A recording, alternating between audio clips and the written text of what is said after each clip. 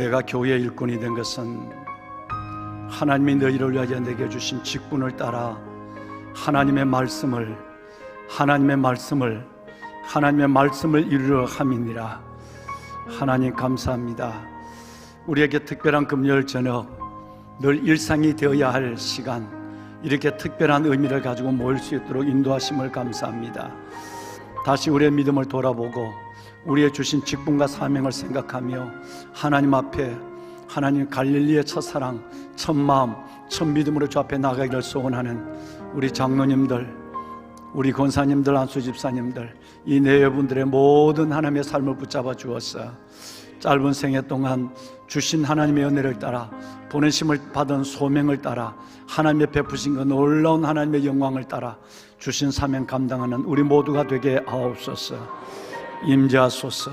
우리 각자 속에 하나님의 영으로 말씀으로 충만케 하여 주시고 우리의 속사람을 오직 새롭게 하여 주옵소서. 예수님의 이름으로 간절히 기도드리옵나이다. 아멘. 아멘. 할렐루야. 우리 좌우에 있는 분하고 이렇게 한번 인사를 합시다. 은혜가 옵니다. 은혜가 옵니다. 은혜가 옵니다. 은혜가 옵니다. 감사합니다.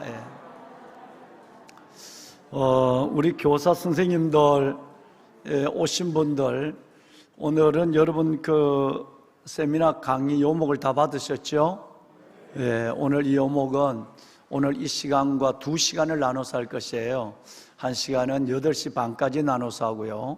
그 다음에 나머지 부분은 오늘 마칠 때까지 그렇게 9시부터 8시 50분부터 다시 10분 동안 찬양을 하고 그렇게 하고 다시 이 말씀을 나누도록 그렇게 하겠습니다. 그래서 우리 선생님들 오신 분이 있다면 여기 각자 자리에 선생님들 자리에 준비되어 있죠. 다 아마 아실 거예요. 이쪽 두 기관, 이쪽 한 기관, 나머지 4기관 이렇게 해서 우리 선생님들이 자리하면서 여름 성경학교를 앞두고 다음 세대 늘 기도하고 부르짖는 것처럼 다음 세대를 세우는 일에 우리가 집중해서 하나님 앞에 나가는 그런 시간을 갖도록 하겠습니다. 들어오시는 우리 선생님들 천천히 들어오세요. 앞으로 앞자리를 찾아 나오시길 바랍니다. 맨 앞자리로 나오세요. 앞자리로 초대합니다. 여러분, 우리 한번 먼저 말씀 한 절을 읽고 잠시 좀 다른 시간을 갖겠습니다. 골로새서 1장 25절. 여러분, 오늘 이 강의 요목은 3장짜리인데 이걸 좀 잘 가지고 여러분 보시고 또 메모도 하시고 그러면 좋겠습니다. 성령의 인도하심을 따라 말이죠. 골로새서 1장 25절. 자, 우리 다 같이 한번 여러분들 한번 읽으실까요? 함께 읽으시겠습니다. 내가 교회의 일꾼이 된 것은 하나님이 너희를 위하여 내게 주신 직분을 따라 하나님의 말씀을 이루려 함이니라. 아멘.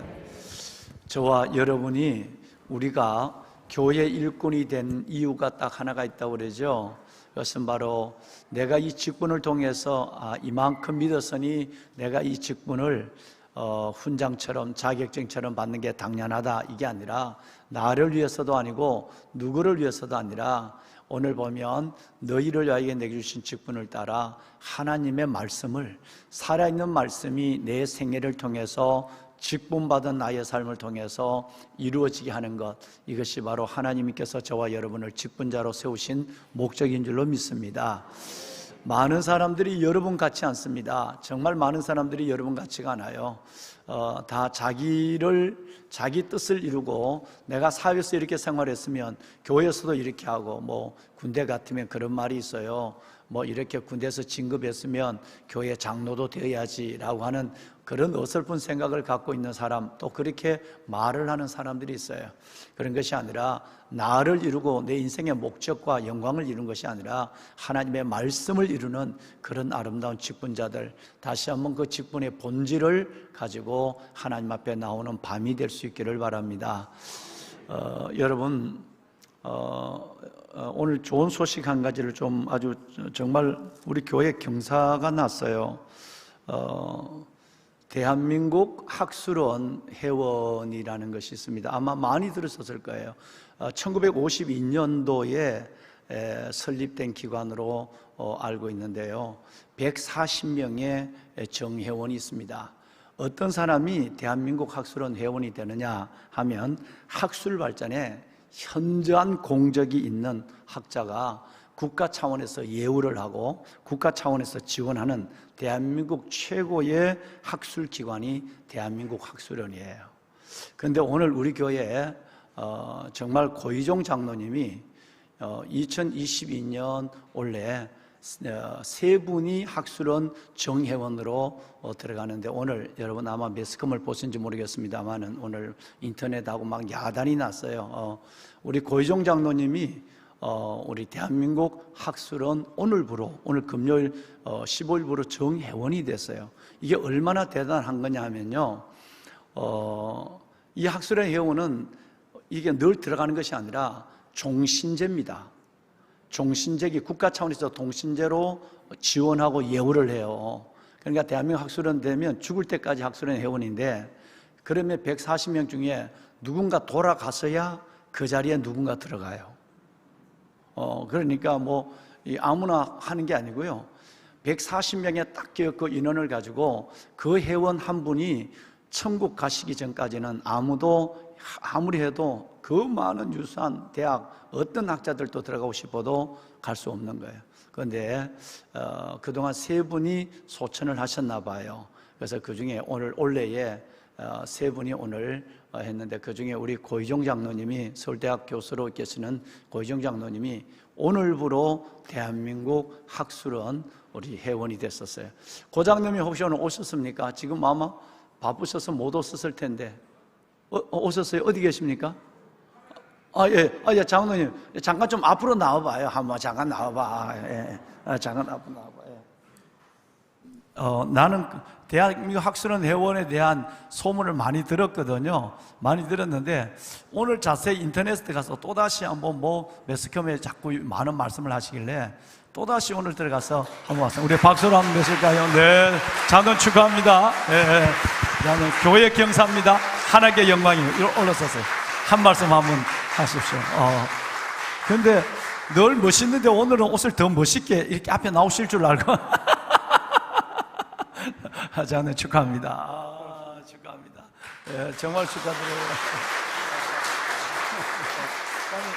올라서세요. 하나님께 또 우리 모든 교회 보배로운 우리 동역자들에게 인사 말씀 한마디 하세요. 여기 올라서세요. 저 위에 그래도 조금 보여요. 예. 가운데 오세요. 가운데.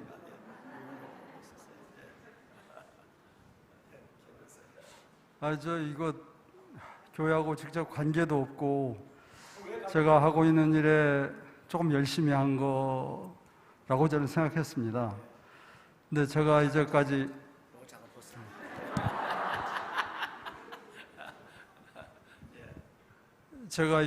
살아온 과정을 쭉 이렇게 생각하는 계기가 됐습니다. 그래서 어렸을 때부터 이제까지 학교 다니고 직업 잡고 이제 다니면서 이 궤적들을 쭉 한번 살펴보니까요, 전부 하나님이 도우심이 이제까지 저를 이끌었다, 저는 그렇게 확신을 하고 있습니다. 그 모든 고맙습니다.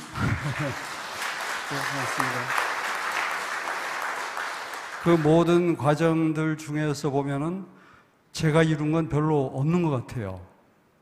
제가 조금 노력하고 하나님이 인도하셔서 그 소위 사회적으로 어떤 이루고자 하는 그런 목표들을 하나하나 이루었던 것 같아요. 그래서 이 자리에서 이런 말 드리면 여러분 저보다 더 은혜를 많이 받고 계시니까 굳이 말씀 안 드려도 좋을 것 같습니다만은, 저는 그래서 우리 최 권사하고도 그런 얘기 했어요. 제 능력은 여기 한 20-30%, 나머지 한 70%는 하나님의 은혜다. 저는 그렇게 생각하고 앞으로도 그런 마음으로 계속 살아가겠습니다. 여러분 건강하십시오. 고맙습니다. 잠깐만요. 최 권사님 오셨어요? 최 권사님 잠깐 그 자리에 일어나기만 해봐. 앞으로 나오라 소리 안 할 테니까. 진짜 장가 잘 갔어요. 우리 최 권사님 저렇게 진국 보통 진국이 아니에요. 정말 우리 최 권사님 축하합니다. 다시 한번 두네 번 권사님 축하해요. 네, 축하합니다. 예, 다시 한번 축하드립니다.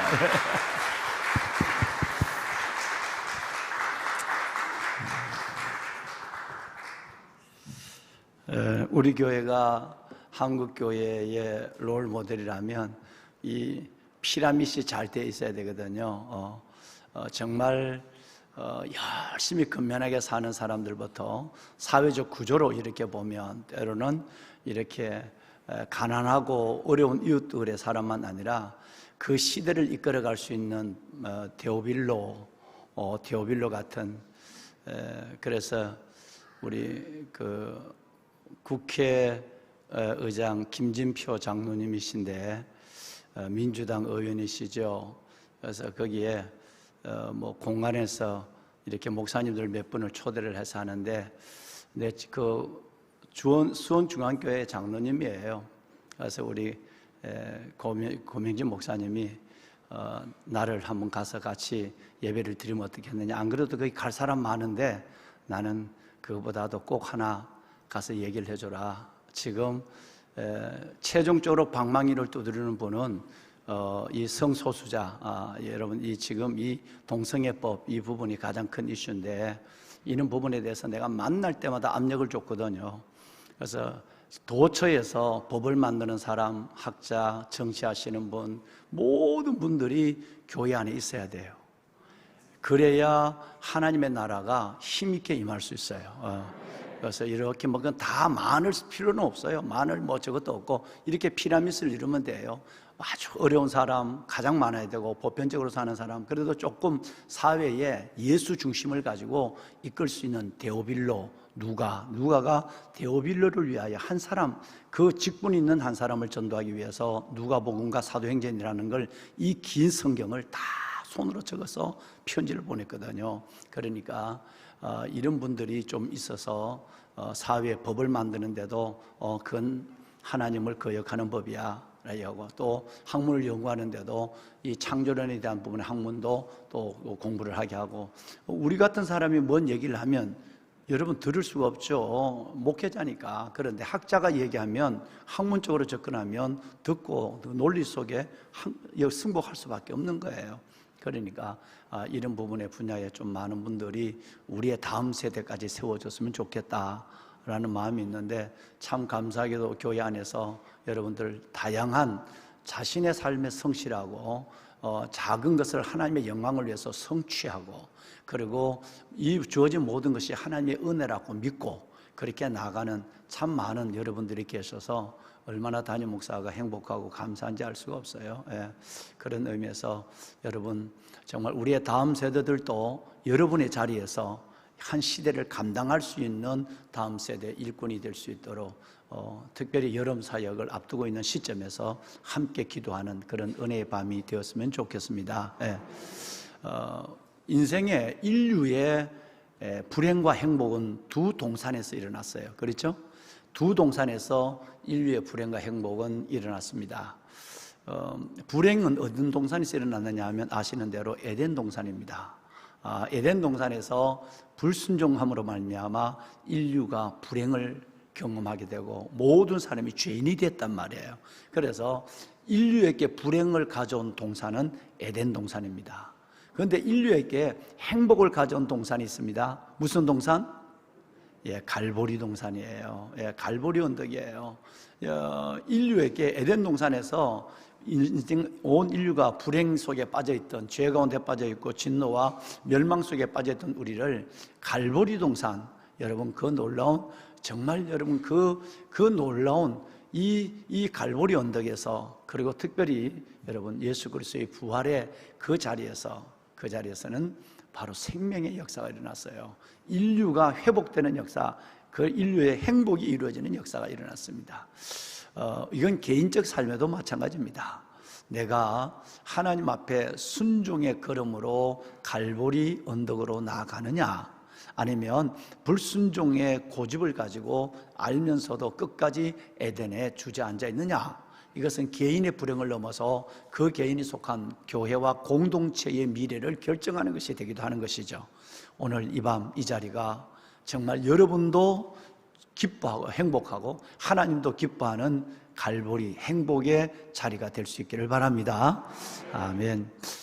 그래서 오늘 식사를 안 하시고 오실 분들이 참 많으실 것 같아서 교회에서 여러분들을 위해서 특별한 걸 준비를 했습니다. 코로나 때문에 고민도 했지만 그러나 여러분 저는 하나님 앞에 식당에 가서 마주 앉아서 밥도 먹는데 앞면만 보고 우리가 얘기하지 않아도 드셔도 된다 싶어서 특별히 오늘 서울대학에 있는 고희종 장로님이 학술은 회원이 됐는데 옥수수도 대학 나온 옥수수가 있습니다. 그래서 우리가 3년 동안 대학 나온 옥수수를 못 먹었어요. 코로나 때문에 못 먹었어요. 그래서 내가 오늘은 큰 마음을 가지고 어제 급하게 우리 직원들을 통해서 주문하고 딴 옥수수를 갓딴 옥수수를 해서 오늘 오후에 우리 권사님들이 들어오셔서 지금 삶았어요. 얼마나 따끈하고 맛있는지 몰라요. 그래서 저녁을 드시고 오신 분들은 안 드셔도 되고 우리가 코로나 전에 교회 안에서 땅콩도 드시고 고구마도 드시고 감자도 드시고 그 다음에 옥수수 드시고 왜 먹는 게 그렇게 많을까 우리가 한 번도 그러지 못했어요. 그런데 하나님 앞에 내가 기도 많이 했어요. 하나님 나를 사랑하는 자를 내가 만나주시고 건져주시고 높여주시고 하나님께서 반드시 응답하시고 영화롭게 하시고 그리고 만족해 하시는 은혜를 주실 줄로 믿습니다. 오약이죠, 오약. 그래서 오늘 내가 오약으로 기도했으니까 이제 옥수수조가 등장할 겁니다. 그러면 하나씩 받으셔서 여러분 그 대신 옆에 사람하고 말은 좀 잘 가능한 안 하시고 드시면 어떨까 싶은 생각. 오늘 교회 어마어마한 대형 환풍기 2개가 지금 돌아가니까 여러분이 드신 것도 다 천장으로 빠져나가거든요. 예. 자, 여러분 수고하시는 우리 장로님, 안수집사님, 우리 사역자님께서 박수 한번 합시다. 네. 이 더운 여름에 옥수수를 가마솥에 삶았어요. 가마솥에 삶으신 우리 권사님들 위해서도 박수 한번 합시다. 네. 권사님 감사합니다. 네. 감사합니다. 예. 정말 따뜻해요. 여러분 물하고 3가지를 받으셔야 돼요. 옥수수 있습니다. 예, 물 있습니다. 예, 옥수수, 물, 크리넥스, 물티슈 이 3가지를 받으세요. 받으셔서 지금 천천히 드세요. 음악 주세요. 음악 주시고 맛있게 드시는 분들 아름다운 모습들을 좀 영상으로 보내주세요. 예.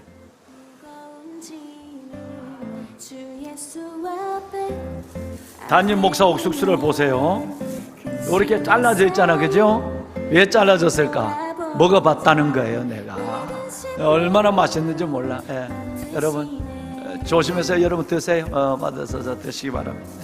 집에서 식사를 하고 오신 분들은 나중에 갖고 가서 드시고요. 지금 하신 분들은 맛있게 드세요. 식당에서 드시게 할까 카페 드시게 할까 하다가 이렇게 공공적으로 드시지 않으면 안 될 것 같아서 여러분 드십니다. 예.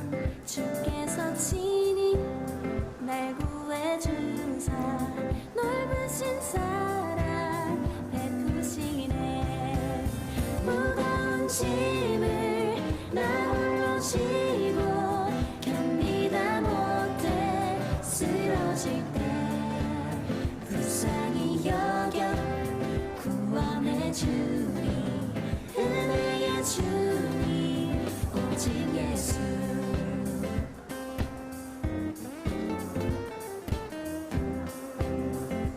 네, 물도 받으셔야 하고요. 물티슈 하나 더 받으셔야 됩니다. 예, 예. 주 예수 앞에 아뢰이며 주께서 친히 날 구해주사 내 대신 짐을 져주시네. 마음의 시험 무거운 죄를 주 예수 앞에 아뢰이며 예수는 나의 능력이 되사 세상을 이길 천천히 드셔야 됩니다.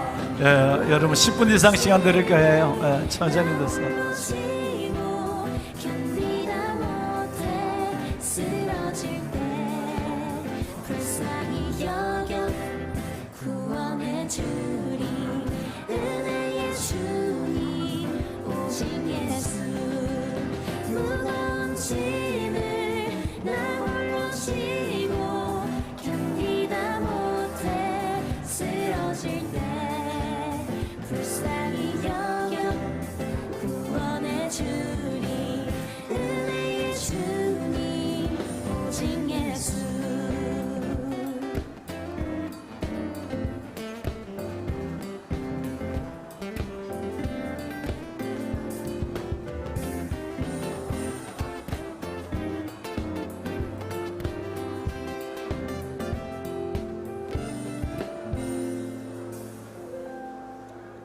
내 모든 시험 무거운 짐을 주 예수 앞에 아뢰이며 근심에 쌓인 날 돌아보사 내 근심 모두 맡으시네.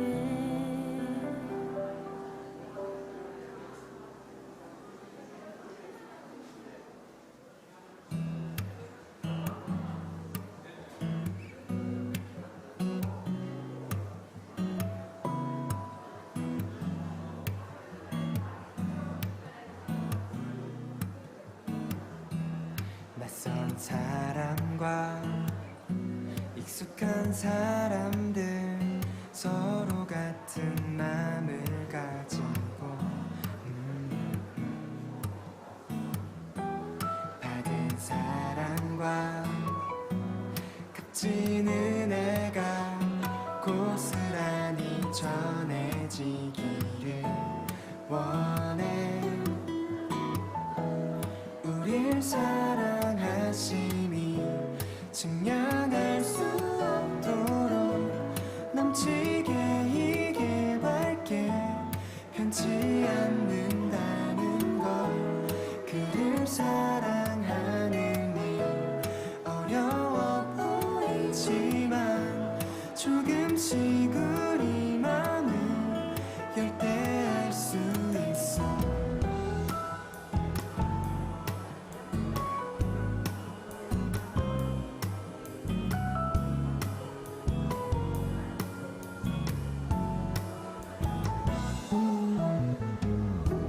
기쁜 만남과 소중한 사람들 서로 같은 마음을 가지고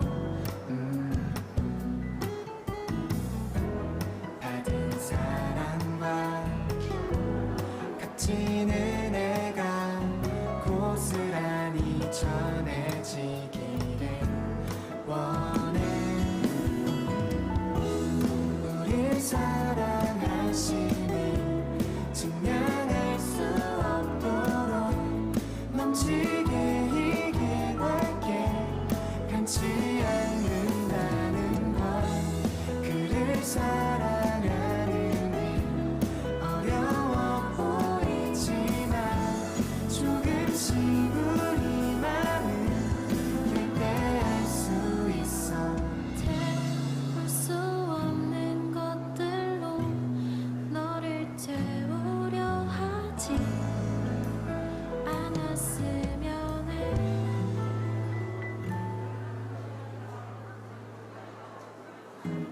우릴 사랑하심이 증명할 수 없도록 넘치게 이게 밝게 변치 않는다는 것.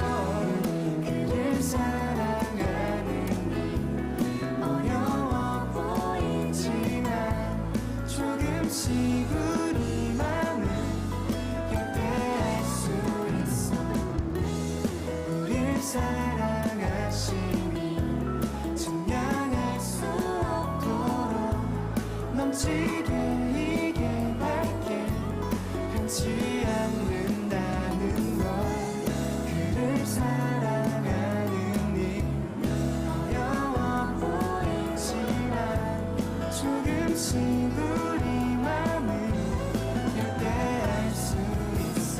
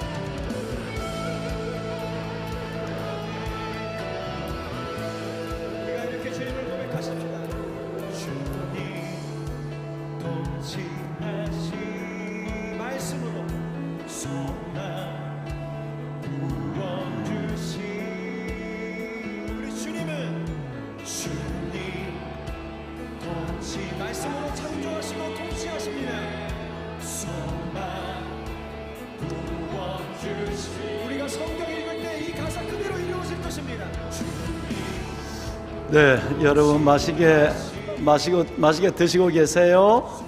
네, 참 맛있죠? 네, 예, 정말 그것도 3년 만에 먹는 옥수수니까 2019년도 먹고는 우리가 못 먹었으니까 그러니까 얼마나 맛있겠습니까? 예. 여러분 식사를 하고 오신 분들은 갖고 가셔서 잘 저가시고, 또 기숙사에서 좀 일어나는 사고인데 기도하고 나면 내 계란이 없어져요. 오늘 기도를 뜨겁게 할 텐데 기도할 때 옥수수 잘 챙겨서 옆에 붙잡고 기도해야 돼. 그때는 계란이 하도 귀한 거니까 계란 후라이가 일주일에 한 번 나오는데, 내 친구 신 목사님이, 같은 신가인데 신 목사님이 꼭 지금 율정감리교회 담임 목사님이신데 그냥 기도만 하면 계란 후라이가 없어지는 거예요. 그래서 식판에 계란 후라이 위에 안수하면서. 그런데 이 친구는 얼마나 별난지 손을 계란 후라이에 얹고 하는데 두 손을 확 해놓고 가지고 가버려요. 세상에, 눈 뜨고 고백하는 건데. 그런데 목회는 내보다 월등하게 잘해. 내가 만날 때마다 그 후라이 회개했나? 후라이 했나? 여러분 감사합니다. 맛있게 드시는 여러분 모습을 뵈면 얼마나 직장에서 급하게 오시느라고 저 시장 하실까 하는 마음이 있어서 좀 짠한 마음도 들기는 합니다. 예. 건강 특별히 하나님께서 오늘 그 옥수수 담임 목사가 이 강단에서도 기도하고 했으니까 옥수수 드신 여러분들 하나님께서 좋은 건강으로 여러분의 남은 생애를 하나님께서 강건하게 하시는 은혜와 복을 주실 줄로 믿습니다. 아멘. 여러분 이 시대에 우리가 살아가는 시대에 가장 어려운 부분들이 저 개인적으로 4가지가 있다고 생각합니다. 그래서 전국에 있는 목사님들을 지방마다 다니면서 세미나를 할 때에 제가 꼭 이 이야기를 하죠. 지금 우리 권사님, 장로님, 집사님들 여러분의 믿음의 세상, 또 우리 교사 선생님들 여러분의 사역이 앞으로 어디까지 이어질까는 참 장담하기 어렵습니다. 왜냐하면 지금 제가 목사님들에게 세미나로 말씀했던 이 4가지를 들어보시면 무서운 시대가 왔고 그걸 내가 느끼고 있었지만 구체적으로 그게 그렇구나 라고 하는 걸 느끼는 것입니다. 첫 번째가 뭐냐면 패러다임 시프트입니다. 패러다임 시프트라고 하는 이것은 패러다임, 당연시 여겨왔던 인식과 사상이 혁명적으로 바뀌는 것을 패러다임 시프트, 패러다임 체인지라고 얘기하죠. 당연하다.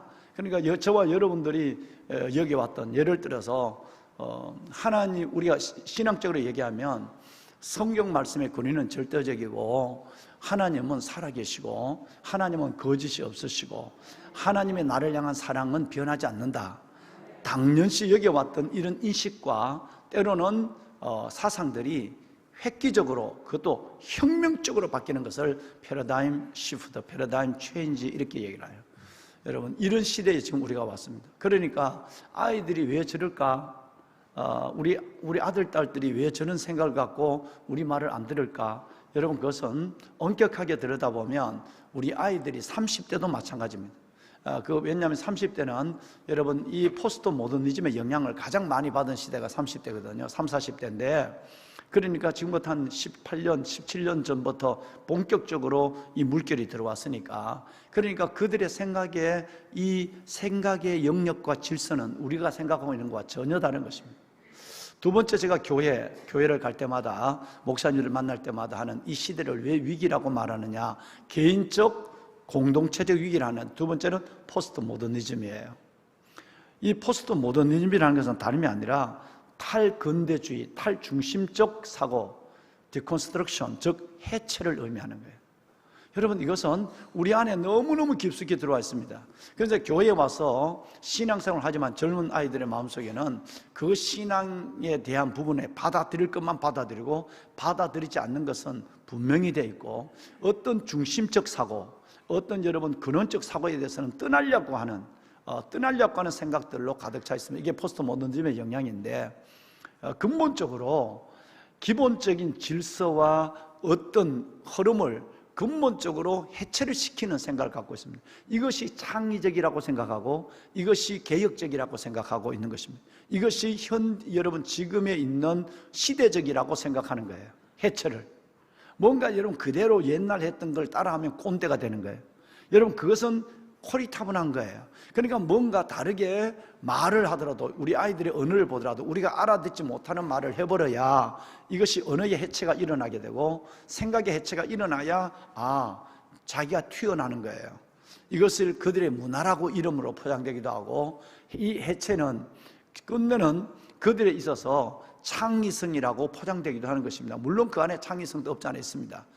그래서 이 두 번째, 우리 시대가 왜 예수 믿는 시대가 이렇게 어려워지고 믿음의 마지막 세대로 우리로 갈 수도 있다고 하는 위험의 의식을 갖는 것은 이 두 번째입니다. 그 세 번째가 뉴노멀이라는데, 이것은 이 말이 나온 지는 얼마 되지 않았어요. 2008년에서 2009년 초까지 여러분 정말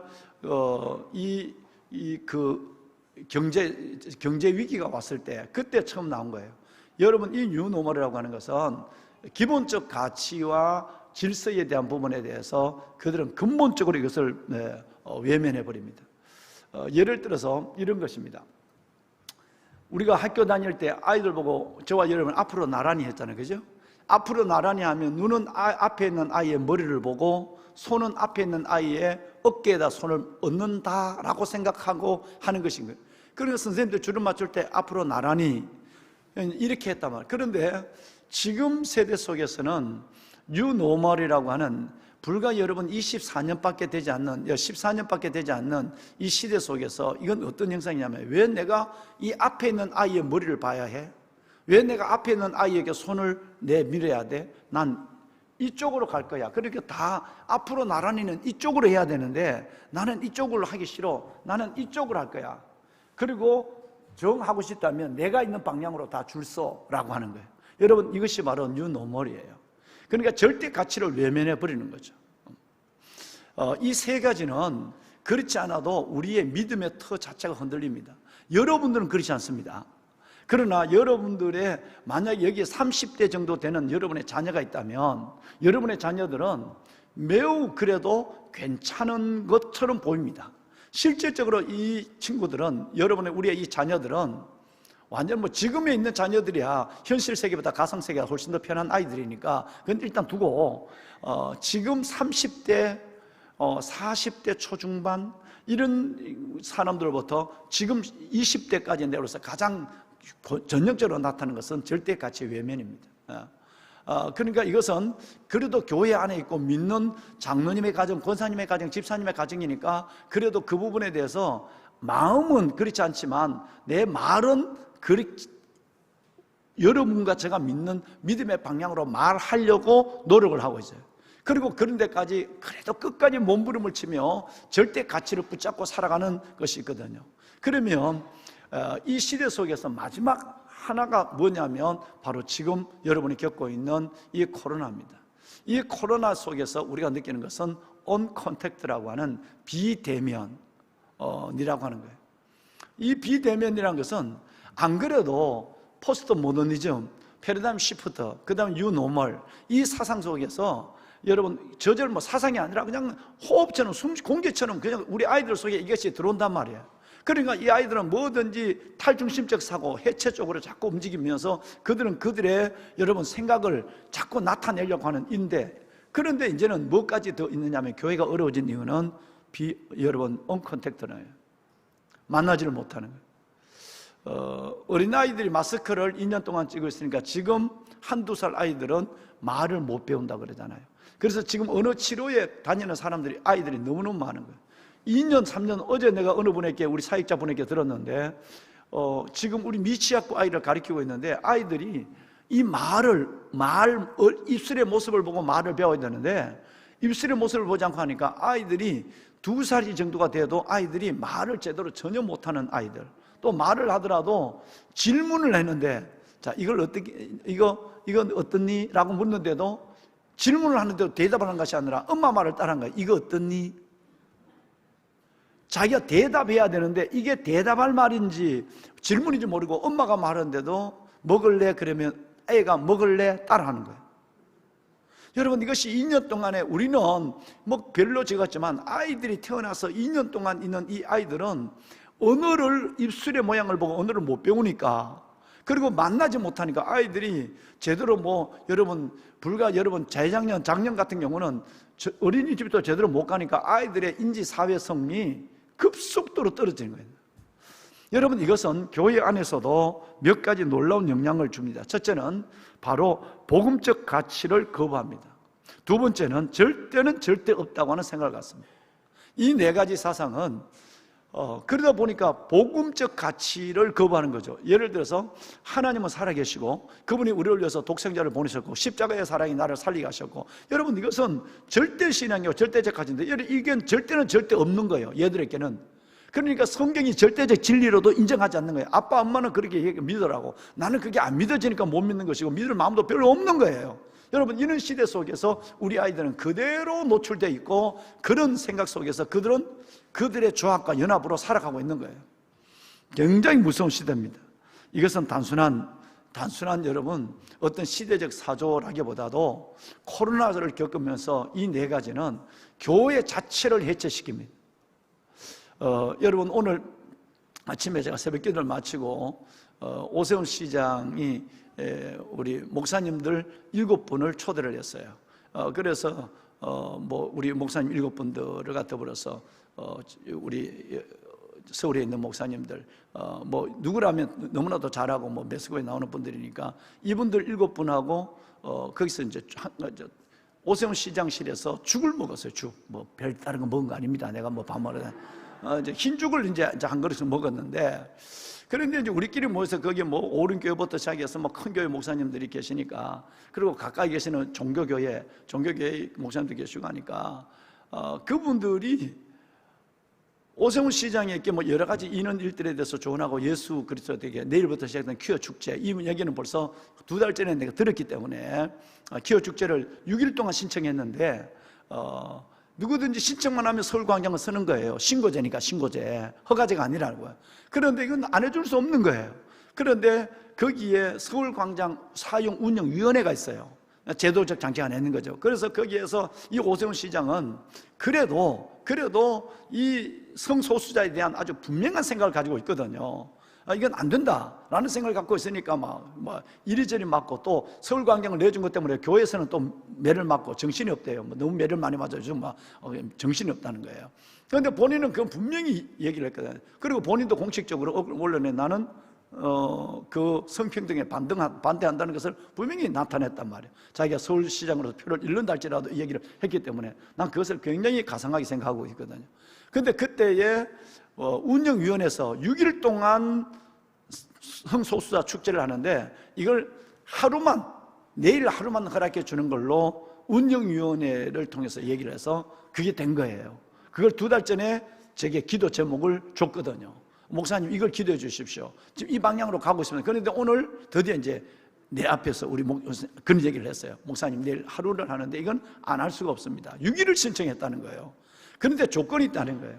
왜냐하면 여러분, 바로 2019년도에 여러분 벌거벗는 전나의 모습으로 다니는 이 모습과 남자의 성기를 만들어서 조형물을 만든 거, 이것은 우리의 정서에 맞지 않는 것이니까 그 사진을 보여주면서, 만약에 이번에 여러분들이 이런 우리의 정서에 맞지 않는 여러분들의 생각을 그대로 문화로 노출시킨다고 한다면, 내년부터는 영원히 퀴어 축제는 서울광장에서 못한다라고는 조건을 다른 거예요. 그러니까 뭐 그게 건강한 축제는 없어요. 그러더라도 온전히 그냥 위에 옷을 벗어버리고 뭐 이상한 물건을 만들어서 그걸 가지고 그냥 웃고 돌아다니고, 여러분 서울 시내를 만들어서 구조물을 만들어서 뭐 이렇게 행진하고, 이걸 이제 그 구조물을 못 만들게 했다라고 하는, 그래서 이것을 하는데 또 거기서는 막 반대가 야단해요. 뭐 이상하게 뭐 시장이 뭐 아니냐 하고 해서 왜 6일 동안 시간을 주지 않느냐는 거죠. 왜 뭐 민노총 같은 데는 며칠씩 하고 싶으면 하는데 왜 우리는 주지 않느냐부터 시작해서 이런 저항이 있으니까 목사님들 정말 기도해 주십시오라고 얘기를 하더라고요. 자, 여러분, 그런데 오늘 그 얘기가 끝나고 그 얘기하는 자리에서 우리가 이제 교회 얘기가 나왔단 말이에요. 이 교회가 지금, 거기는 그 교회를 인간적으로는 걱정할 목사님들이 없어요. 왜? 교회가 다 큰 교회니까. 아마 우리 교인 숫자를 하면 우리 교회가 제일, 우리 교회보다 다 10배 정도 큰 교회들이니까. 그런데 거기에 문제가 뭐냐면, 우리 교회의 코로나 이후의 위기를 얘기하는 데는 똑같은 거예요. 그래서 내가 그 자리에서 내가 얘기를 했죠. 바로 가장 큰 위기는 저는 이 4가지라고 생각한다라고 얘기를 했어요. 간단하게 내가 이 얘기를 하겠어요. 이 4가지 속에서 우리는 어떻게 할 것이냐, 그것은 바로 정예 소수의 하나님의 사람들을 길러내고 직분자들을 통해서 훈련하지 않으면 이 시대를 극복하기 어렵다. 사람이 사람을 낳고 교육을 통해서 교육적 존재들이 이 시대에 바른 가치관을 갖게 되는 것이다 라는 얘기를 제가 잠깐 얘기를 했어요. 여러분, 지금 한국교회는 위기입니다. 얼마나, 여러분, 이런 상황 속에서, 그렇다면 우리 30대, 40대, 그리고 지금 10대들, 성경에 나오는 다른 세대, 이 세대들만 지금 여기에 노출되어 있고 이렇게 끌려갈까요? 그렇지 않습니다. 참 놀라운 것은요, 젊은 사람들의 문화는 우리가 모르지만 어른들은 그 문화를 이렇게 배우고 싶어하는 마음이 있어요. 그러다 보니까 어른들은 이제 믿는 그리스도인들도, 심지어 우리 목회자들 중에서도 이 안으로 브레이크홀로 빠져들어가고, 장로님, 권사님, 안수 집사님들도 여러분 이 안에서 전혀 중심을 잡지 못하고 시대 흐름을 읽지를 못하는 분들이 너무너무 많은 거예요. 그래서 사랑하는 여러분, 우리는 내가 살아가고 있는 지금 이 시대의 흐름의 사조가 어떤 것인지를 이걸 알아야 하고, 우리 아이들, 우리 자식들은 어떤 생각 속에서 절대 가치를 외면하고 있고, 그들은 절대가 절대 없다고 하는 이 생각 속에서, 그건 성경은 아버지가 절대로 믿지만 나는 성경이 절대로 믿지 않습니다 라고 하는 것으로부터 그들은 생각을 가지고 있지만 아이들이 착해서 말을 안 할 뿐이지. 여러분, 이런 경우를 우리는 종종 볼 수 있는 것입니다. 그리고 실은 그것을 믿었다 할지라도 이것을 직장이나 그들의 친구들 속에서 이것을 말하지 못하는 거예요. 왜? 말하면 바보가 되니까. 여러분, 이런 상황이라면 내 안에 있는 진리가 있지 않으면 이 진리는 빛이 되지 않는다는 거예요. 진리가 있지만 진리가 빛이 내 안에서 나타나지 않는 삶을 부끄러운 것처럼 쫓기는 것처럼 살아간다는 거예요. 이런 가운데서 나중에 그들이 복음을 전할 수 있을까요? 하늘나라가 확장될 수 있을까요? 이건 불안전하다. 여러분, 이건 불가능하다는 얘기. 보면은 여러분, 이런 시대에 우리가 살아가고 있습니다. 이 시대 속에서 그러면 하나님은 이런 시대를 가만히 두고 여러분, 주님의 재림 때까지 우리는 그냥 그거 시대가 그러니 주님 오실 때가 됐다 하는 것만 할까요? 그렇지 않습니다. 오늘 여러분과 저의 몸부림이 필요하다는 거예요. 제가 지난 수요일 날 우리 구역장님, 부구역장님, 목양사역자분들, 교구장님들 우리 전체 모인 자리에서 내가 그런 얘기했어요. 여러분, 여기 적어놨습니다. 드와이트 펜테코스트의 얘기를 적어놨어요. 이런 가운데서 세상이 아무리 그래도 하나님은 세상을 멸망하는 가운데도 노아의 8식구를 예비했어요. 할렐루야. 그 8식구를 통해서 하나님은 새로운 역사를 만들기 원해요. 온 세상이 재난 속에 모여있고 이 세상은 이제 끝나서 이제는 우리 모두가 죽을 거야 그랬지만 하나님은 요셉의 야곱의 일가 70명을 예비하고 있었어요. 그러면 결과적으로 이런 시대가 아무리 어려워도 바로 먼저 믿고 하나님 앞에 영적 체험이 있고 믿음의 중심이 있는 여러분들이 하나님 앞에 바로 서 있다고 한다면 여러분이 이 시대의 소망과 미래의 소망이 된다는 거예요. 하나님은 이를 위해서 여러분들을 지금의 시대에 보냈고 이 교회에 보냈고 그리고 여기서 하나님 앞에 귀한 직분을 하나님께서 허락하여 주셨다는 것을 믿으시면 좋겠습니다. 그래서 여러분, 이 펜테코스트의 여러분 얘기를 보면 그러면 어리뺑뺑한 사람 갖고는 안 돼요. 다 동합니다. 물에 다 휩쓸어 들어가요. 아까 그 세상의 사조 속에서 다 휩쓸어 들어갑니다. 믿음의 가치도 없고요, 절대적 진리에 대한 고소함도 없고, 그리고 내가 만난 성령의 체험도 없는 거예요. 그러니까 그냥 휩쓸어 들어갑니다. 그러면 여러분, 드와이트 여러분 펜테코스트의 이 얘기에 보면 어떤 사람을 만들어야 되느냐? 세 번째와 네 번째 사람을 만들어야 되는 거죠. 첫 번째 사람은 뭐냐면 직분을 가지고 있는데도 엉겹결에 직분을 받았어요. 우리 교회에 직분을 받은 분들, 그런 분들이 별로 없지만 여러분, 조그마한 교회에 직분을 받고 하는 사람은, 어떤 사람은 장로님 직분을 받았는데도 어떨 때는 받았는데도 전혀 교육도 없이 그냥 교회 오래 다니니까 그냥 직분을 주고 안수희 집사님 되고 권사님 되고 장로님 직분들도 여러분이 아시는 대로 참 많습니다. 여러분, 그렇다면 그들이 안에 있는 믿음을 다시 한번 열어볼 수 있는, 믿음을 스스로 고백하고 그 삶을 증거할 수 있는 것을 경험하지 않는 가운데 그냥 직분을 준 거예요. 그러니까 그분들에게 기대할 거는 참 어렵다는 거예요. 그분들에게 기대하지 않는다면 앞으로는 미래는 소망이 없다는 거예요. 아니겠어요? 첫 번째가 뭐냐면 호기심입니다. 여러분, 이것은 오병이의 기적을 경험한 5,000명이 넘는, 남자면 5,000명이니까 얼마나 된지 모르죠. 이분들과 똑같습니다. 그들은 예수님이 기적을 행하니까 뭔가 있는 것 같아. 그게 진리처럼 보여. 그래서 여러분, 그게 우르르 몰려가는 거예요. 예수님한테 호기심이 많아요. 어떨 때는 예수님이 저쪽 배를 타고 가버나움을 지나서 저쪽으로 시돈 두로 지방으로 간다 생각하면 벌써 돌아간다면 그 여러분 30km가 넘는데 어떻게 가는지, 먼저 배 타고 가든지 뭐 갔는지 먼저 그거 가 있기도 했어요. 왜? 호기심이 있으니까. 왜? 기적을 보는 호기심이에요. 뭔가 나는 경험하지 않았지만 뭔가 믿음 안에 뭐가 있어. 이 정도 생각만 갖고 있는데 직분을 받았단 말. 이게 여러분 큰일이야, 큰일. 예.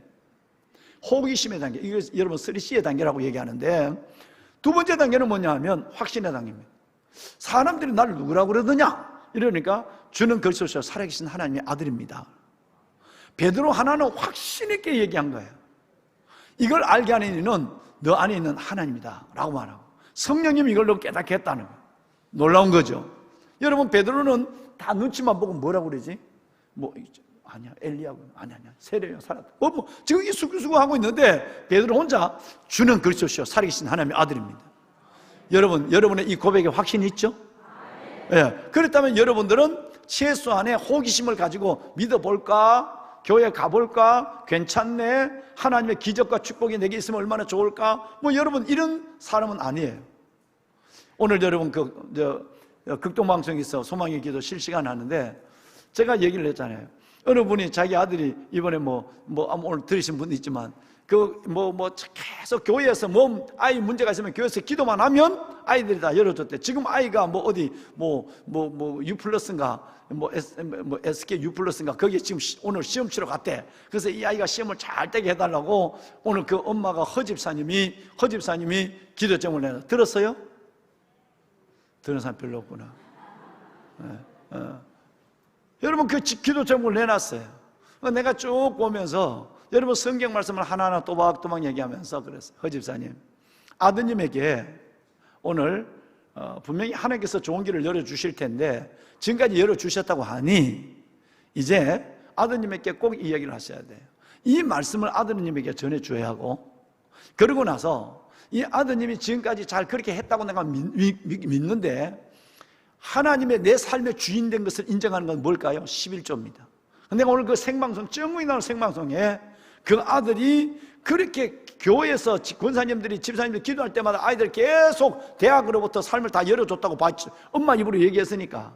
그런데 그 아들이 이번에 새로운 또 더 좋은 직장으로 U+로 가려고 한다. 하나님께서 그거 될 줄 믿는다. 그래서 오늘 기도 제목을 내놨어요. 근데 나 실제 솔직한 얘기로 오늘 그 PD도 그보다 더 급한 기도 제목이 많은데 그걸 또 내한테 그냥 띄우는지 난 그거 말고 다른 걸 했으면 정말 좋겠는데. 그래서 내가 딱 한 김에 그 얘기를 했어요. 집사님, 아드님에게 이 말씀을 꼭 성경 한 줄, 이 말씀을 꼭 전해 주시고, 아드님이 지금까지 했다고 믿지만 정말 내 삶의 주인된 하나님을 인정하고 11조를 제대로 들었는지, U+ 가면 천 열매를 하나님께 드릴 건지, 이건 매우 중요한 신앙 고백입니다 라고 얘기 들었어요? 여러분 참 중요한 거예요. 주님이 내게 큰 기적을 베풀어주고 엄마가 기도하면 돼. 여러분 그런 거 맞잖아요. 그러나 그 믿음을 끝까지 애가 지금 결혼하고 이래도 엄마가 기도하면 돼. 여러분 이래서 엄마만 의지하고 자기는 인공호흡만 하는 거예요. 여러분 남의 기도, 중복 기도만 사는 사람은 인공호흡기를 달고 있는 거예요. 이것 때문에 죽는 거예요. 여러분 이제는 스스로 호흡할 때는 호흡을 해야 되는 거예요. 호흡은, 기도는 영혼의 호흡이에요. 누군가 기도하는. 그래서 오늘 아침에 담임 목사가 너무너무 담임 목사가 마음이 아파서 오늘 미치하고 다 손들라고 그랬잖아요. 이재현 집사님하고 한 분만 딱 나와서. 여러분 지금 내일부터 여러분 성령의 거 시작이 되고 다음 세대 이렇게 많은 성도들이 기도하고 아이들 수박 흥금도 하고 하는데, 세상에 오늘이 내일 시작하면 오늘이 새벽예배 마지막이에요. 그런데 교사 선생님들이 최소한 15명이라도 45명이에요. 45명의 교사 선생님 한 명이 딱 참석해요. 부장은 한 명이 참석해요. 이게 말이 안 된다는 거예요. 이거는 우리 전도사님들의 리더십에도 문제가 있는 것이고 영성에도 문제가 있는 것을 우리 교회가 그토록 담임 목사가 매일매일 얘기하고 있는 포텐셜 리더를 길러야 된다. 이것에 대해서 안 되는 거거든. 그러면 왜 그러냐면 이걸 안 하면 다 뭔가 하나님 앞에 얻어내려고, 누구처럼? 얻어내려고 하나님과 딜을 하면서 믿는 거예요. 그러니까 급하면 기도하는 거예요. 어려워야 교회에 나오는 거예요.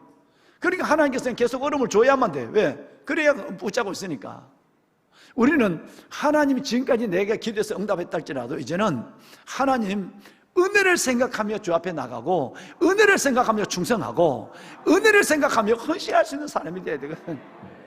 호기심에 있는 사람이 돼서는 안 된단 말이에요. 직분을 어떻게 받을 때는 그렇게 받았다 할지라도 이제는 확신을 갖는, 너희가 십자가에 죽은 예수를 하나님이 살리시니라, 이는 우리는 이 일의 증인이라.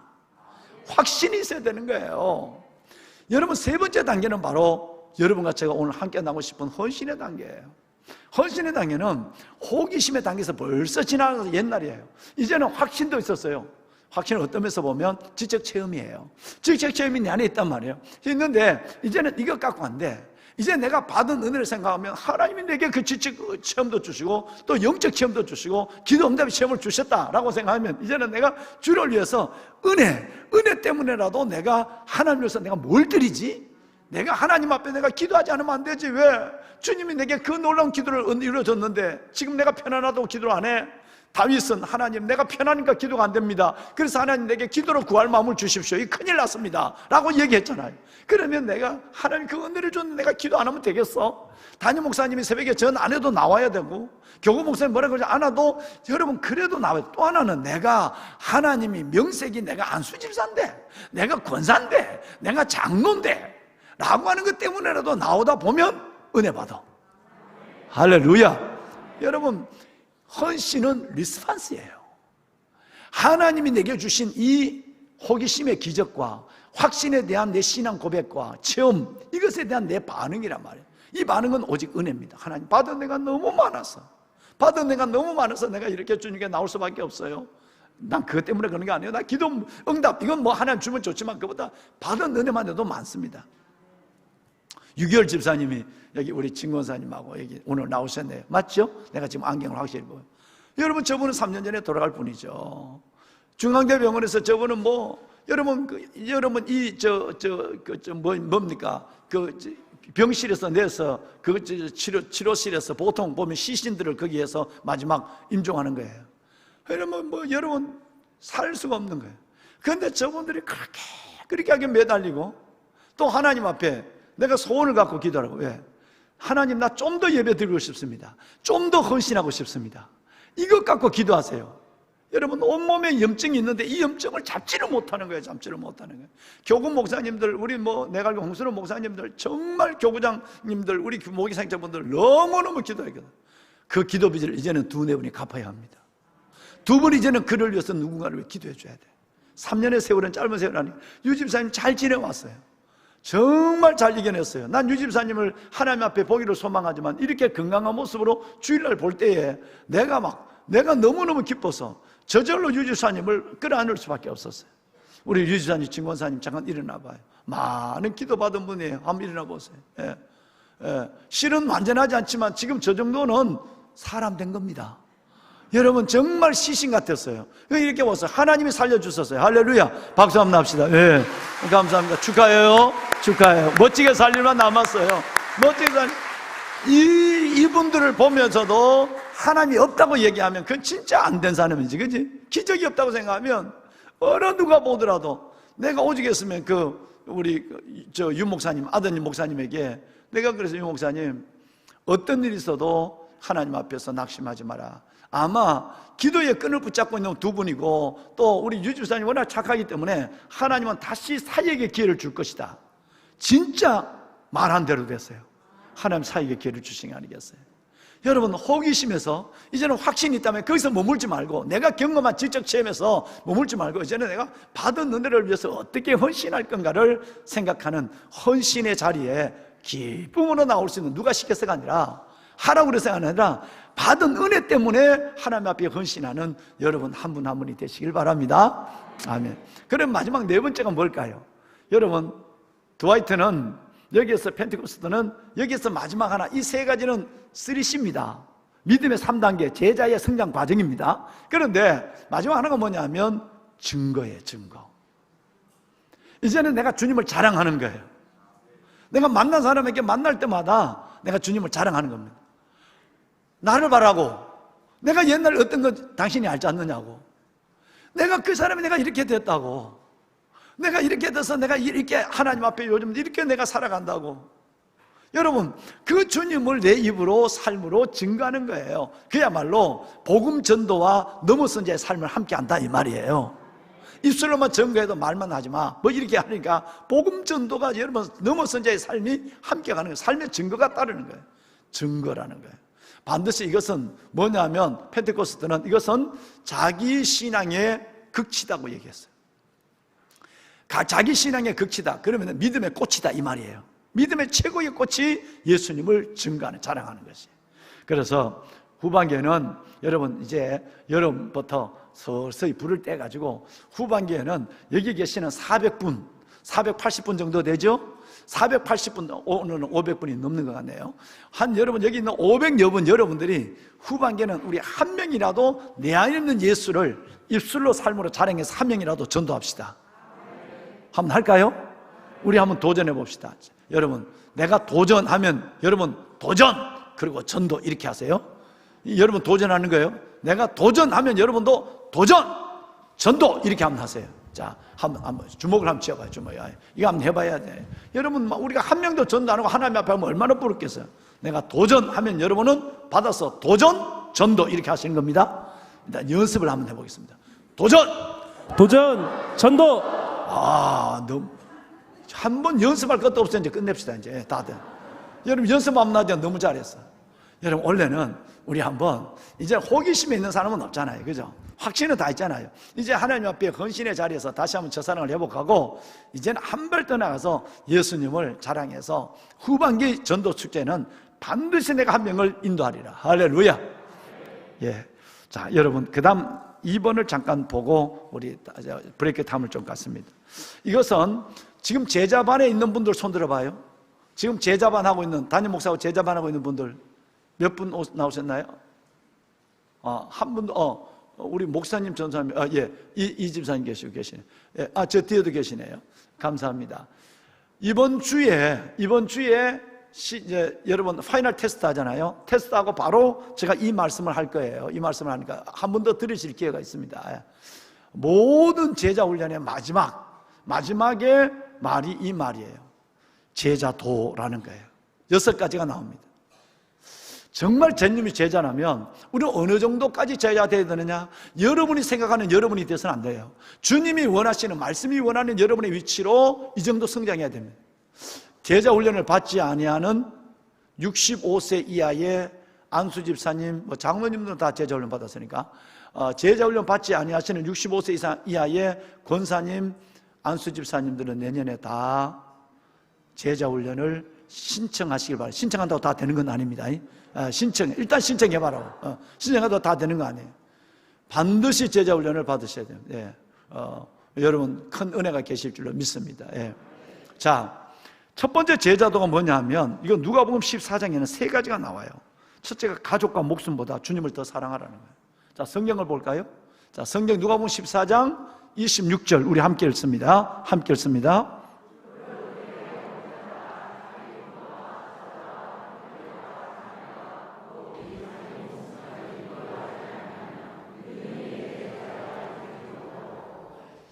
일반 성도분들은 집사님 중에서 제자가 참 많습니다만 우리 교회는 일반 성도분들 중에는 신자가 있고 교인으로 산다지만 여러분들과 저는 마땅히 제자의 자리에서 제자의 삶을 살다가 제자의 모습으로 주님 앞에 서서야 합니다. 그런데 여러분 그 제자의 첫 번째가 뭐냐면 자기 부모와 처자와 형제와 자매, 여러분 더욱이 자기 가족뿐 아니라 내 목숨까지 미워하지 않으면 제자가 안 된대. 주님이 원하는 제자의 수준이 여기입니다. 우리는 이 제자가 되는 것이에요. 이런 제자가 역사를 바꿉니다. 남강 이승훈, 월남 이상재, 여러분 도산 안창호, 한서 남궁옥 3%밖에 믿는 자가 되지 않을 때도 여러분 자신의 가족을 그리고 여러분 자신의 목숨을 버린 우리의 이 5명의 장로님들이 오늘의 한국의 근대사를 이뤘어요. 그렇게 바라본다면 오늘 여러분 속에는 얼마나 놀라운 하나님의 일들을 하실 계획이 있을까요? 라고 하는 것을 저는 기대하지 않을 수 없는 것이죠. 가족, 부모, 형제와 여러분 내 목숨까지도 미워해야만 진짜 제자다. 이 말은 너희는 부모, 형제와 내 목숨을 미워하면서까지 나를 사랑할 수 있는 제자의 삶을 살아라. 이게 1번이에요. 6가지 중에 1번이란 말이에요. 그러면 여러분 부모, 형제를 부모를 미워하라고? 자매를 미워하라고? 아니에요. 여러분 이것은 그 말이 아니라 주님이 내 부모를 뭐 하라고 그랬어요? 공경하라고 그랬어요. 심지어 원수를 사랑하라고 그랬어요. 그러는데 부모를 미워한다? 가족을 미워한다? 말이 안 돼요. 여러분 이 말은 우리가 말하는 그렇게 미워하는 것이 아니라 주님을 너무너무 사랑해서 주님 위에 어떤 사람이나 어떤 존재를 사랑하는 것이 여러분 주님의 사랑에 비하면 미워할 정도의 사랑으로 격차가 나는 것을 가리켜서 말한 거예요. 진짜 부모를 미워하라, 뭐 자매를 미워하라는 얘기가 아니라 사랑하는 주님에 대한 사랑이 너무너무 커서 내가 지금 사랑하고 있는 이 정도는 미움 정도, 미워하는 정도 수준밖에 안 될 정도로 하나님을 그만큼 사랑하라는 얘기예요. 할렐루야. 여러분, 이런 사랑이 여러분과 저를 살게 합니다. 이런 사랑이 우리 인생을 하나님 앞에 이제는 확신해서 헌신으로 이끌어가고 예수를 자랑하게 하죠. 그 사랑을 경험했으니까. 내가 받은 그 사랑이 너무 커서, 내가 주님을 그 사랑하니 너무너무 엄청나서 내가 사람을 사랑하는 것, 어떤 여러분 대상과 물질을 사랑하는 이 부분은 미워한다고 생각할 정도로 그분의 사랑이 크다는 것을 의미하는 거예요. 두 번째는 자기 십자가를 져라. 27절에 그렇게 말하죠. 여러분 27절 방송실, 누구든지 자기 십자가를 지고 나를 따르지 않는 자는 능히 내 제자가 되지 못하리라. 여러분, 자기 십자가를 지라는 이 말은, 십자가는 뭘 의미하는 거죠? 십자가는, 따라합시다, 십자가는 죽음이다. 자기 십자가를 지라는 말은 내가 내 삶에 대한 여러 가지 어려운 문제들을 지고 하는 게 나오라는 말도 있지만, 내 스스로가 하나님 앞에 완전히 갈라디아서 2장 20절 말씀처럼 죽어져라는 거예요. 내가 그리스도와 함께 십자가에 먼저 못 박히는 거예요. 옛날에 내가 살아있다고 한다면 여러분이 지금 생각하셔서 직분을 받기 전에, 안수 집사님, 권사님, 장로님 되기 전에 여러분과 그 이후에 여러분이 천지가 바뀐, 개가 천선할 정도의 변화가 있어야만 정상이라는 거예요. 옛날에 여러분은 완전히 죽어있고, 누가 보더라도, 여러분의 가족이나 여러분의 자녀나 여러분의 직장 동료나 누가 보더라도 여러분은 개가 천선했다, 이렇게 볼 수 있을 정도로 이만큼 차이가 나야 된다는 거예요.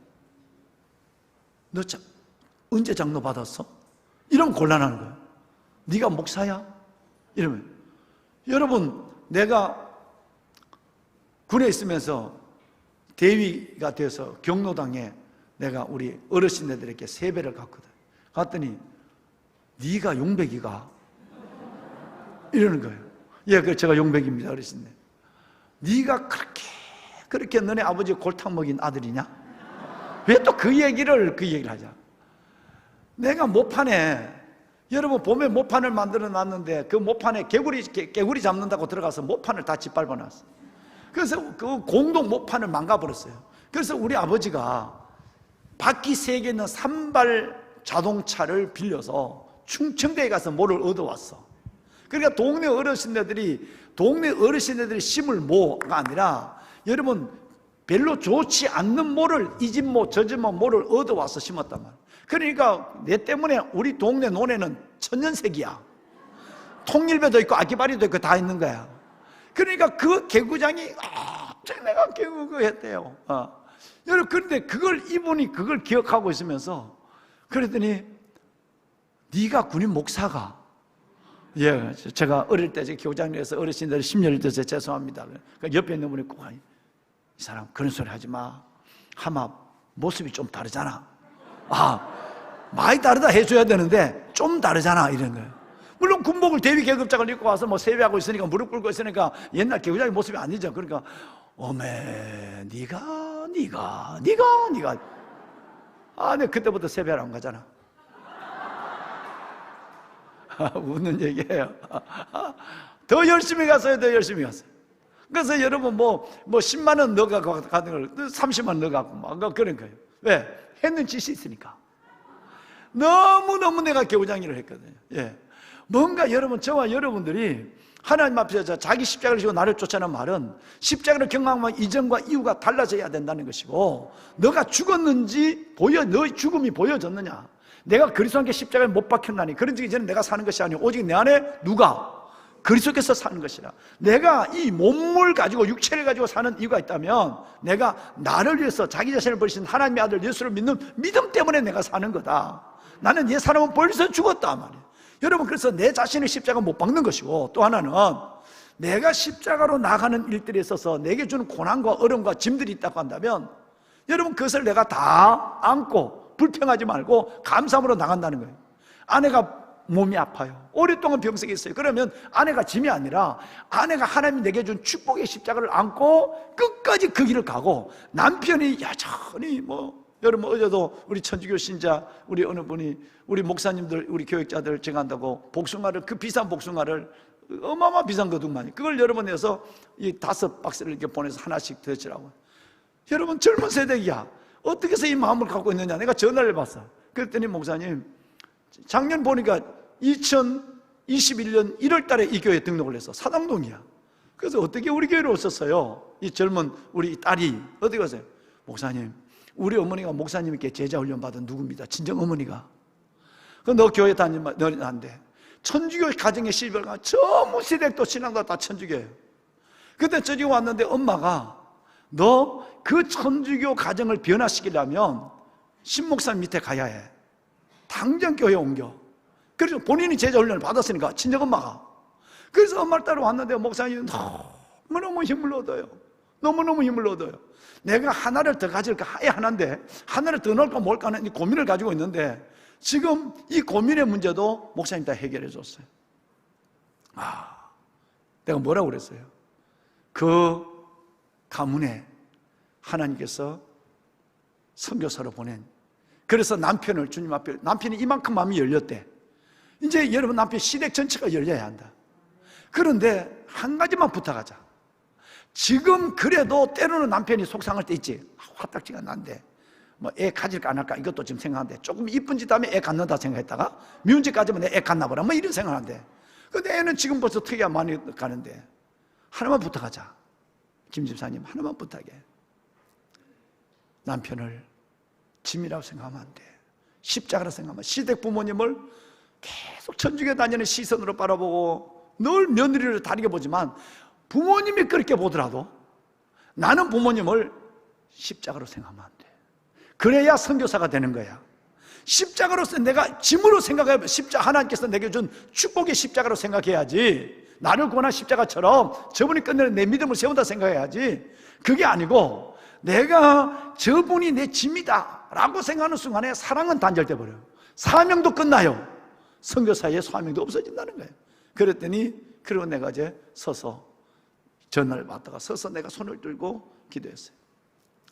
목사님 힘이 생겼어요. 오늘 다 해답이 다 풀렸어요. 해답이 다 풀렸어요. 나 이제 제자 훈련 안 받아도 되겠어요? 아니야, 그건 달라. 물론 애 놓으면 이제 제자 훈련 못 가지. 애가 지금 용케 때 정말 여러분, 여러분에 있는 어려운 여러분의 자녀의 문제를 여러분 짐으로 생각하시면 안 돼요. 십자가를 짐으로 생각하지 않거든요. 십자가를 축복이잖아요. 우리 십자가 때문에 살았잖아요. 그죠? 여러분 자녀 때문에 여러분의 영생이 삽니다. 여러분, 여러분의 문제 때문에 여러분이 하나님의 사랑을 경험합니다. 그래서 이 십자가를 던지지 말고, 짐으로 생각하지 말고 십자가를 기쁨으로 지고 이 생명의 영광의 십자가로 알고 이걸 지고 나를 쫓으라고 말하고 있는 거예요. 여러분, 이것이 제자입니다. 여러분 이런 분들이 되시기를 주의 이름으로 축원합니다. 아멘. 여러분 미안합니다. 우리 한번 한 15분만 좀 쉬었다 합시다. 예, 옆에 있는 분하고 합시다. 우린 제자입니다. 우린 제자입니다.